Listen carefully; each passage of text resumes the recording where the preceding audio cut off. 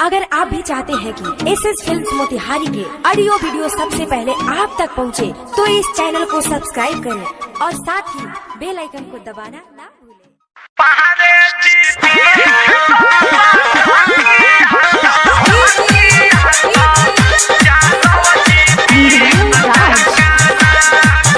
खाली फोकट न चूमा मिली ना, बिना ले ले दले कुछ हिले ना।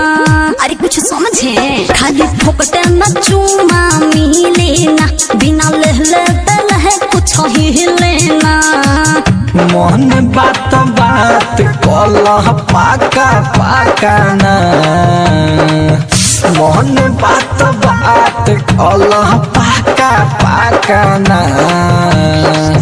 पहाड़े जीती है 10 टकिया तो जादव जी 20 टका ना। ए रानी हो गिरी जी दी है 10 टकिया तो बाबू साहेब 20 टका ना।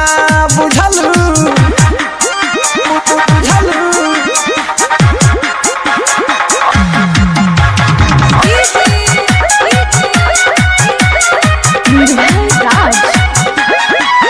अभिनय बनी मार्केट में, सभी किनल चाहे कमरेट में।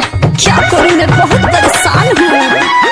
अभिनय बनी मार्केट में, सभी किनल चाहे कमरेट में। तयाजू भर राती धके पांजा करब हमने मान, जबले मन नाही भरी तबले छोड़ब ना सामान।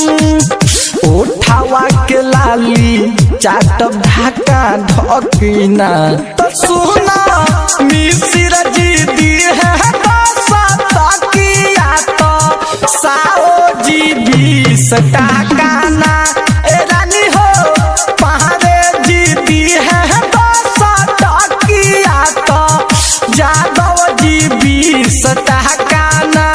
का बुझलू का बुझलू?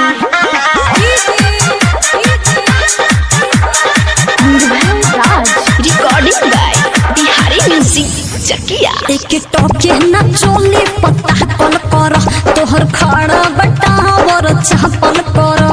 ए बाबू कुछ तो समझो।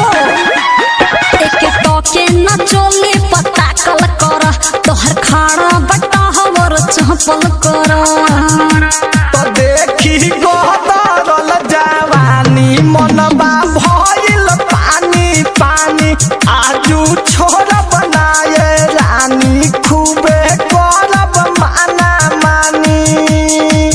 सन तो समुना कहे घटी घाटना, तो सुना लाला जी दी है 10 टकिया कुछ वाहा जी 20 टका ना। ए रानी हो पहाड़े जी दी है 10 टकिया तो जादव जी 20 टका ना। बुझलू? खाली फोकट न चूमा मिली ना, बिना ले ले दले कुछ हिले ना। अरे कुछ समझे? खाली फोकट न चूमा मिली ना, बिना ले ले दले कुछ हिले ना। मोहन बात बात कलह पाका पाका ना, मोहन बात बात कलह पाका पाका ना। पहाड़े जीती है 10 टकिया तो जादव जी 20 टका ना। ए रानी हो गिरी जी दी है 10 टकिया तो बाबू साहेब 20 टका ना। बुझलू कि ना? बबी मिक्स बॉय बिहारी।